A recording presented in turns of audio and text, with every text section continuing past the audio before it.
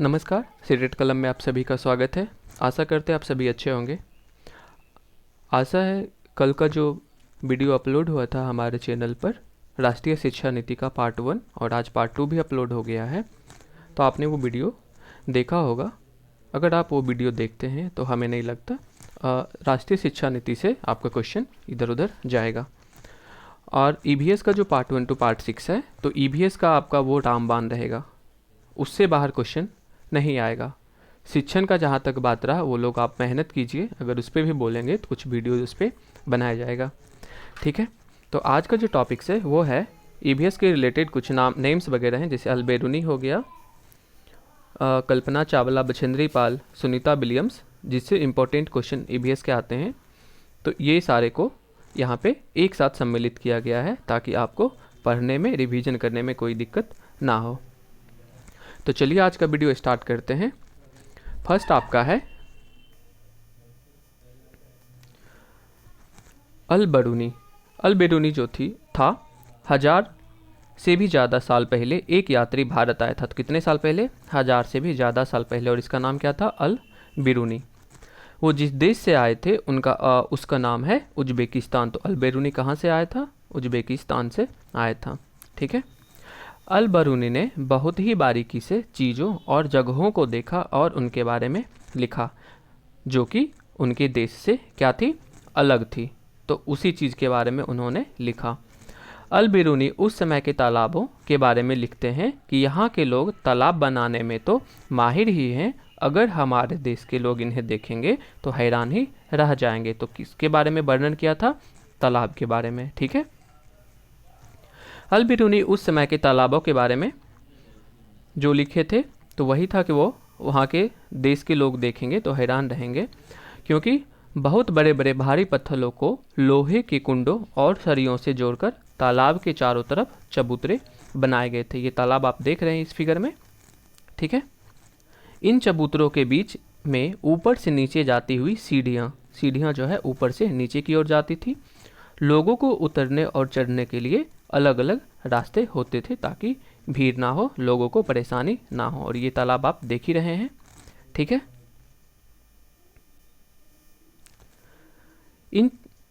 ये हो गया आपका टॉपिक। आज इतिहास पढ़ने वाले लोगों को अल-बेरूनी की किताबों से उस ज़माने के बारे में बहुत कुछ पता चलता है। अल-बेरूनी की किताब का नाम क्या है? किताबुल हिंद। तो एक यहाँ से टॉपिक क्या बना आपका? अल-बेरूनी कहाँ का था? उज्बेकिस्तान का था। यहाँ पे तालाब के बारे में वर्णन किया था, भारत के तालाबों के बारे में, और उनका जो बुक था वो था किताबुल हिंद। बस 3 पॉइंट्स यहाँ से लर्न करने हैं। ठीक है, नेक्स्ट पे आते हैं। बछेंद्री पाल। बछेंद्री पाल भारत की पहली और विश्व की 5वीं महिला थी जिन्होंने माउंट एवरेस्ट की चोटी पर चढ़ाई की। तो भारत की पहली, याद रखना है, India's first and world's 5th, 5वीं महिला। बछेंद्री पाल का जन्म उत्तरांचल के चमोली जिले में बंपा गांव में 24 मई 1954 को हुआ था। तो बछेंद्री पाल का जन्म कहाँ हुआ था? तो उत्तराखंड के चमोली जिले में। बस यहाँ से ये टॉपिक्स आपको याद करने हैं। तो जन्म कहाँ हुआ? उत्तरांचल के चमोली, उत्तरांचल अभी उत्तराखंड हो गया है, और गाँव का नाम था बंपा, और डेट ऑफ बर्थ क्या था? 24 मई 1954। बछेंद्री पाल बचपन में ही एक पिकनिक में गई थी, जहां वे 4000 मीटर ऊंची चोटी पर चढ़ गई। तो बचपन में जो पिकनिक पे गई थी, कितने मीटर की ऊंचाई पर चढ़ी थी? तो 4000 मीटर की ऊंचाई पर ऊंची चोटी पर चढ़ गई, और उसमें उनका एज क्या था? 12 वर्ष। ठीक है, ये सारे को ना कीवर्ड्स को ना आप लिखते जाइएगा। एक नोट्स बनाएंगे, पेपर लीजिए, वहाँ पे सारे नोट्स को ना पॉइंट कर लीजिए। और इन्होंने जिस माउंटेनियरिंग इंस्टीट्यूट में ट्रेनिंग ली थी वो था उत्तरकाशी में। ठीक है, और इनके गाइड का नाम था ब्रिगेडियर ज्ञान सिंह। तो ये इंस्टीट्यूट ऑफ माउंटेनियरिंग कहाँ है? उत्तरकाशी में है।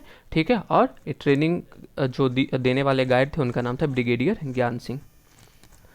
1984 में माउंट एवरेस्ट जाने के लिए टीम मेंबर बनी। तो टीम मेंबर कब बनी थी? 1984 में। और 23 मई 1984, तो 23 मई 1984 को दोपहर के 1:07 पर अपना पहला कदम उन्होंने माउंट एवरेस्ट पर रखा था। ठीक है, तो 8848 अगर हाइट में आता है तो हाइट के अकॉर्डिंग कुछ क्वेश्चन बनते हैं। जैसे आपका हो गया, कहीं कहीं पे रहेगा 8848, कहीं कहीं पे रहेगा आपका 8850, कहीं कहीं पे 8900। तो सबसे पहले आपको प्रेफर करना 8848, अगर ये ऑप्शन नहीं है तो 8850 देखना, अगर ये भी ऑप्शन नहीं है तो 8900 का आपको प्रेफर करना है। ठीक है, ये एक साथ कदम नहीं रख पाए क्योंकि वहाँ जगह नहीं थी। ठीक है, तो इनके साथ एक और टीम मेंबर गई थी। बछेंद्री पाल जब कदम रखे थे तो इनके साथ एक और टीम मेंबर थी, दोनों एक साथ पैर नहीं रख पाए क्योंकि वहाँ जगह ही नहीं थी। तो पहले इन्होंने अपना कदम रखा, उसके बाद अपना सिर झुकाया, झंडा फहराया और तस्वीरें ली। माउंट एवरेस्ट को नेपाल में किस नाम से जाना जाता है? सागरमाथा में। तो माउंट एवरेस्ट किसका पार्ट है? नेपाल का पार्ट है, ना कि इंडिया का। ठीक है, कल्पना चावला के बारे में जानते हैं। ये भारतीय मूल की अमेरिकी अंतरिक्ष यात्री थी। ये भारत की पहली महिला अंतरिक्ष यात्री थी। तो भारतीय मूल की अमेरिकी अंतरिक्ष यात्री कौन थी? कल्पना चावला। और भारत की पहली महिला अंतरिक्ष यात्री बनी थी कल्पना चावला। इनका जन्म करनाल, जो कि हरियाणा में आता है, हुआ था कब? तो 1962 को। ठीक है, इनका डेट ऑफ बर्थ याद रखना है, 1962 में करनाल हरियाणा में इनका जन्म हुआ था। 1988 में कल्पना चावला ने नासा के एम्स अनुसंधान केंद्र से अपने व्यवसायिक जीवन की शुरुआत की थी। तो नासा का जो था एम्स अनुसंधान केंद्र, एम्स रिसर्च सेंटर। ठीक है, 1995 में ये नासा की अंतरिक्ष यात्री कोर में शामिल हुई। 19 नवंबर 1997 से उनके पहले अंतरिक्ष मिशन की शुरुआत हुई थी। तो सबसे पहला उनका जो मिशन था कब हुआ था? तो 1997 में। और जो कोर था पूरा नासा का अंतरिक्ष यात्री, तो उसमें शामिल हुई थी 1995 में। लेकिन ये जो है अंतरिक्ष मिशन की शुरुआत किए थे 1997 में। तो वो जो था इनका, वो था कोलंबिया अंतरिक्षयान STS-87। तो इसमें टोटल 6 मेंबर गए थे। ठीक है, और उन्होंने 15 दिन 12 घंटा अंतरिक्ष में बिताए। ठीक है, तो सबसे पहले कब गए थे अंतरिक्ष में? तो 1997 में। उसमें उन्होंने STS-87 अंतरिक्ष से ऊपर गए थे, कोलंबिया अंतरिक्षयान। इसमें कितने मेंबर थे? 6। और इस दौरान उन्होंने 15 दिन 12 घंटे अंतरिक्ष में बिताए थे।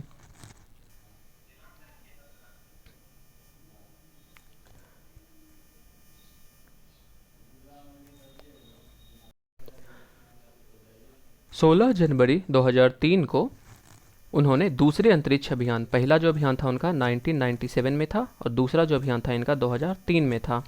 ठीक है, तो 2003 वाला जो अभियान था STS-107 से उड़ान भरी थी, जो पृथ्वी से 1 फरवरी 2003 को धरती पर वापस लौटते समय ये नष्ट हो गया था। वायुमंडल में जैसे ही प्रवेश किया ये नष्ट हो गया और उनमें जितने भी यात्री थे सारे के सारे यात्रियों की मृत्यु हो गई। तो कब ये मरे थे? 2003 में इनका डेथ हो गया था। ठीक है, और सबसे पहला जो अभियान था अंतरिक्ष का वो 1997, सेकेंड वाला था इनका 2003 में। ओके, नील आर्मस्ट्रॉन्ग चांद पर उतरने वाले प्रथम व्यक्ति थे। ठीक है, सबसे प्रथम व्यक्ति जो कि चांद पर उतरे थे कौन थे? Neil Armstrong. कब उतरे थे? तो 1969 में। ये पॉइंट्स यहाँ से आपको ध्यान रखना है। ठीक है, सुनीता विलियम्स, ये अंतरिक्ष में जाने वाली भारतीय मूल की दूसरी महिला थी। तो पहली महिला कौन थी? कल्पना चावला। और दूसरी महिला कौन थी भारतीय मूल की? वो थी सुनीता विलियम्स। ये 360 किलोमीटर दूर स्पेस में गई थी। इनका संबंध गुजरात के अहमदाबाद शहर से है। इनका जो है जन्म कहाँ हुआ था सुनीता विलियम्स का? गुजरात के अहमदाबाद शहर में। 195 दिनों तक अंतरिक्ष में रहने का विश्व रिकॉर्ड इन्होंने ही स्थापित किया था। टोटल कितने दिन रहे थे? 195 दिन। ठीक है, जून 1998 में American space agency NASA, national aeronautics and space administration, तो नासा का फुल फॉर्म यहाँ से देखना है, national aeronautics and space administration, में चयन हुआ। 2008 में इन्हें विज्ञान और अभियांत्रिकी के क्षेत्र में भारत सरकार द्वारा पद्म भूषण मिला था। तो पद्म भूषण कब मिला था? 2008 में। ये पॉइंट्स यहाँ पे याद रखने हैं। ठीक है, 16 अप्रैल 2007 को अंतरिक्ष में मैराथन दौड़ कर ऐसा करने वाले विश्व की पहली महिला बनी थी। तो अंतरिक्ष में मैराथन दौड़ी थी कौन? सुनीता विलियम्स। कब दौड़ी थी? तो 2007 में। और पद्म भूषण इन्हें मिला था 2008 में। ठीक है, सारे के सारे पॉइंट्स ना आपके लिए इंपॉर्टेंट रखते हैं। इसका इंपॉर्टेंट ये है क्योंकि बहुत सारे शिफ्टों में एग्जाम होने वाले, कब किसके शिफ्ट में कहाँ से कौन सा पॉइंट आएगा कहना मुश्किल है। अगर आप अभी से ही थोड़ा थोड़ा देख लेते हैं, 1 से 2 बार इस वीडियो को आप देखते हैं, तो हमें नहीं लगता आपका कोई भी टॉपिक इससे छूटेगा। सुनीता विलियम्स की जो अनुभव थी स्पेसशिप में, वह वहाँ एक जगह बैठ नहीं पाते थे, वह एक जगह से दूसरी जगह तैरते थे। तो वहाँ पे तैरते थे, पानी भी नहीं रुकता था, बुलबुले बन के फ्लोट करता था। चेहरा या हाथ धोने के लिए बबल पकड़ना पड़ता था और कागज गीला करना पड़ता था। ठीक है, वह वहाँ कंघी करने की आवश्यकता नहीं थी क्योंकि बाल हमेशा खड़े रहते थे। ठीक, तो कागज को गीला करने के लिए और हाथ मुंह धोने के लिए बबल को पकड़ के करते थे। ठीक है, वहाँ कंघी करने की आवश्यकता नहीं थी क्योंकि बाल हमेशा क्या रहते थे, खड़े रहते। तो पिक्चर में भी आप देख सकते हैं इनका बाल हमेशा क्या है, इनका बाल खड़ा है। ओके, वहाँ टहल नहीं सकते और फ्लोट करने की आदतें हो गई थी। एक जगह पर रुकने के लिए खुद को बांधना पड़ता था। ये पॉइंट्स आपका इंपॉर्टेंस है, खुद को बांध के रखते थे। आगे हम लोग पढ़ेंगे कर्णम मल्लेश्वरी के बारे में।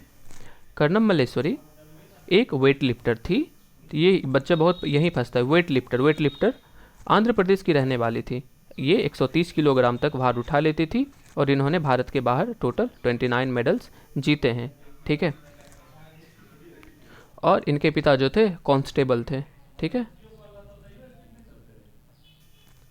लेफ्टिनेंट कमांडर वहीदा प्रिज्म, ये भारतीय नौसेना में डॉक्टर हैं और नौसेना के समुद्री जहाज पर काम करने वाली गिनी चुनी महिलाओं में से एक हैं। ये पहली महिला हैं जिन्होंने एक पूरी परेड की कमान संभाली थी। तो पहली महिला जिन्होंने पूरी परेड की कमान संभाली थी कौन थी, तो वहीदा प्रिज्म, लेफ्टिनेंट कमांडर। किसी भी सेना में ये बहुत बड़ी बात मानी जाती है। और ये किस सेना में थी, तो 3 सेना होता है, थल सेना, नौसेना, तो ये नौसेना की थी। ठीक है, आगे आते हैं। इनका गांव थन्ना मंडी जो कि जम्मू कश्मीर के राजौरी ज़िले में है। तो वहीदा प्रिज्म जिस गांव से बिलोंग करते थे, गांव का नाम थन्ना मंडी, जिला है राजौरी और स्टेट है जम्मू एंड कश्मीर। ओके, सूर्यमणि को हम लोग चमकता सितारा के नाम से जानते हैं। ये उन साधारण लड़कियों की असाधारण कहानियां हैं जिन्होंने स्कूल जाकर अपनी ज़िंदगी बदल ली।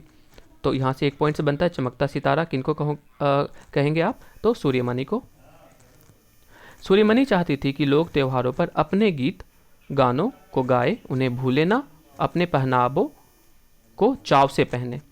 जड़ी बूटियों की समझ और बांस की चीज़ें बनाने की कला बच्चे भी सीखें। अपनी स्कूल की भाषा तो सीखे ही, अपनी कुडुक भाषा का रिश्ता भी उससे जोड़े। तो स्कूल की भाषा सीखिए लेकिन उसके साथ अपना जो मातृभाषा है उसको मत भूलिए। यह सब तोरांग केंद्र में होता है। ठीक है, किस केंद्र में, तो तोरांग केंद्र में। तोरांग में कुडुक समाज और अन्य आदिवासियों की खास किताबें को संभाल कर रखा गया है। ठीक, सूर्यमणि 21 साल की थी जब उसने वासवी दीदी और कई लोगों की मदद से एक केंद्र खोला था और उसका नाम रखा था, उस जगह का नाम रखा था तोरांग। और कुडुक भाषा में तोरांग का मतलब क्या होता है, जंगल। तो क्वेश्चन यहीं से बनता है, तोरांग का अर्थ क्या होता है, तो जंगल। और 21 साल की उम्र में थी जब उन्होंने वासवी दीदी और कई लोगों से की मदद से एक सेंटर खोला था। कुडुक भारत, नेपाल, भूटान तथा बांग्लादेश में बोली जाती है। तो कुडुक कहाँ कहाँ बोली जाती है, तो भारत के साथ साथ नेपाल में, भूटान में और बांग्लादेश में। ठीक है, तो कुडुक भाषा देखे स्टेट ये दे देगा, ये दिया भी है, ये क्वेश्चन पूछा गया है। ठीक है, तो भारत, नेपाल, भूटान और बांग्लादेश। ठीक है, ये नेबरिंग कंट्री है इंडिया का।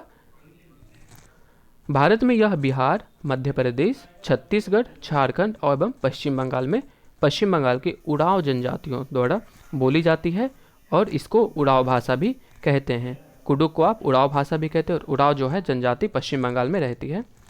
ठीक है, और बिहार, मध्य प्रदेश, छत्तीसगढ़, झारखंड में भी ये रहते हैं। इसके अकॉर्डिंग